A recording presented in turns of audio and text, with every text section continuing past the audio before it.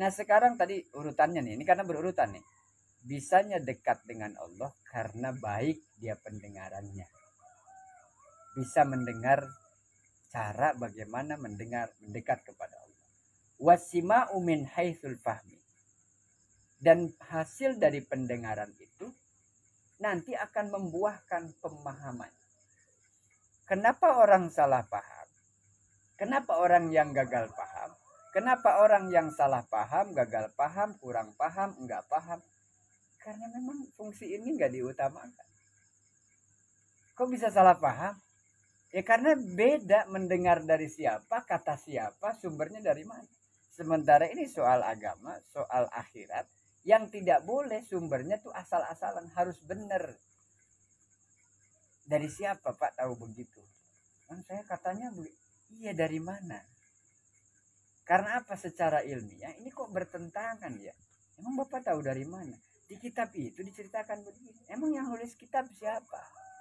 Ulama pengarang kitab tuh siapa? Si ini disebutkan, si ini, ulama ini. Dia tuh siapanya siapa? Muridnya ini, putranya ini, ayahnya ini. Dia berguru kepada ini sampai kepada Rasulullah, sampai kepada malaikat Jibril, sampai nah itu baru bisa diyakini kebenarannya.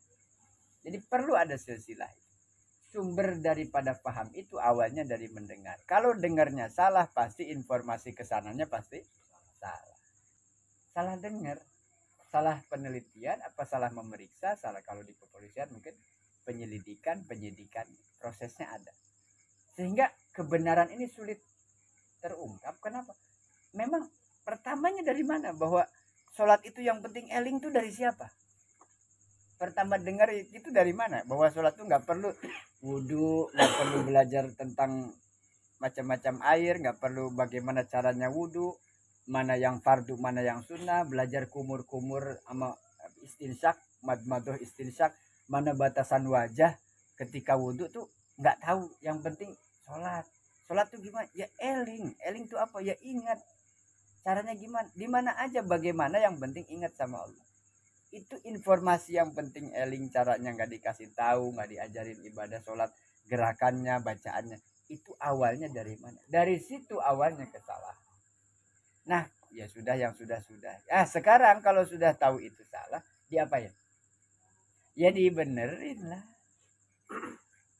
Kang saya baru tahu sholat begini selama ini sholat saya, tapi baru tahu kalau niat itu harus di dalam hati, harus diucapkan kapan? Indah takbiratul ihram. Jadi yang dulu-dulu gimana Kang, saya nggak pernah niat dalam hati.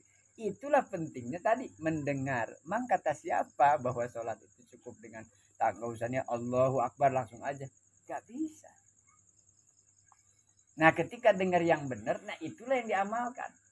Datangnya kebenaran, bisa benar sholatnya, itulah maksudnya takorub, bisa dekat dengan Allah karena tahu cara mendekat. Salah satunya dengan ibadah sholat, dari mulai wudhunya, mulai takbirnya, baca fatihahnya, tajwidnya, makhrajnya, sampai gerakan ruku sujud iktidal sampai salam terakhir. Itu tahu sekarang yang benernya. Ya itu yang mau dihitung sama Allah, itu yang bener itu.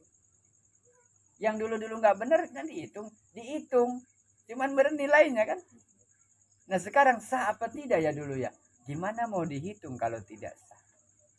Gimana kalau mau dihitung kalau tidak sesuai dengan syarat dan rukunnya? Jadi gimana yang dulu-dulu dong? Nah Allah itu kalau ngasih pahala kebaikan dilipat-lipat. Nah sekarang yang dulu berapa kali hasil lipatan yang benar ibadahnya ini bisa nutup yang itu. Bahkan bisa lebih ketika apa? Ada nilai ikhlas.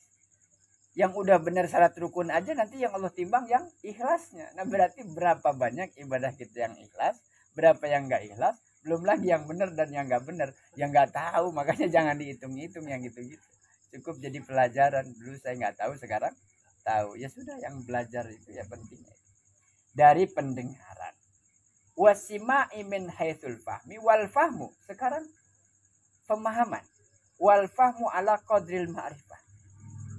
Orang akan lebih dekat makrifat, kenal banget sama Allah. Sedekat itu tuh dari mana? Dari pemahamannya. Dia kenal banget nggak sama Allah, itu tergantung bagaimana dia memahami. Makanya terjadi sering, bahasa saya tuh sering banget kita selek, salah paham sama Allah. Ketika dikasih nikmat berupa kelapangan, berupa rizki, misalnya uang apa, seolah-olah ini tuh inilah nikmat yang sebenarnya adalah uang. Padahal maksud Allah bisa jadi itu ujian, bukan semata-mata ngasih. Diuji sama Allah, apakah ketika lapang ibadahnya tidak berubah? Tidak berubah gimana? Waktu sempit kemarin, ibadahnya bagus, taatnya naik. Setelah dikasih sama Allah kok berkurang, itu maksudnya. Ya itu kan berarti kan tergantung, sering salah paham. Ketika dikasih sempit salah paham sama Allah, seolah-olah Allah nggak kasih rizki, seolah-olah Allah tuh nggak kasihan, salah paham nih. Diuji sama Allah, kuat nggak dalam keadaan kekurangan tapi tetap sholat, tetap ibadah, tetap ngaji, tetap zikir, kuat nggak? Nah kalau sudah paham begini berarti tidak akan ada potensi salah paham.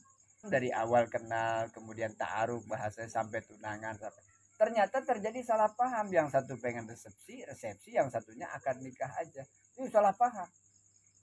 Kenapa begini, alasannya begini, alasan begini. Lama-lama tersinggung, setelah tersinggung, gagalin aja, batalin. Itu gara-gara apa? Salah paham.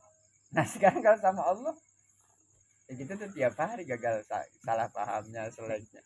Makanya belajar sedikit-sedikit supaya jangan pernah salah paham tentang Allah. Supaya apa? Supaya kenal betul. Kalau sudah kenal betul tidak akan terjadi salah paham. Wal ma'rifatu bil kalam. Nah sekarang bagaimana bisa mengenal? Bil kalami ala qadril ma'rifah. Dan ucapan itu bergantung kepada sebagaimana atau apa yang kita ucapkan, apa yang kita lakukan, apa yang kita amalkan, bergantung sedalam apa pemahaman kita, yang bergantung kepada nanti makrifat, mengenal. Sebab adanya pemahaman latan hasiru, pemahaman ini tidak akan bisa terbatas. Seperti juga kalamnya Allah tidak pernah terbatas.